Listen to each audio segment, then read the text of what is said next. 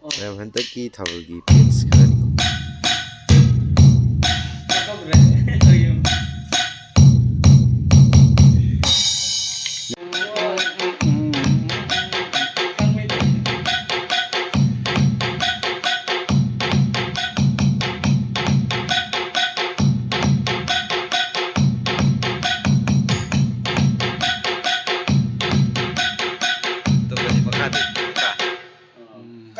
아니 뭐 꼭대기도 하우런데 삼나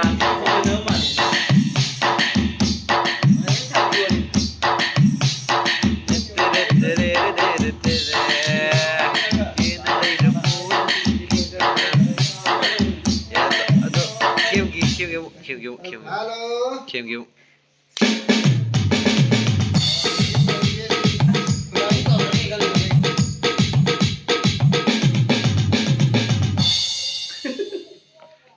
Anthony 제제 ini yawe ai bisa ni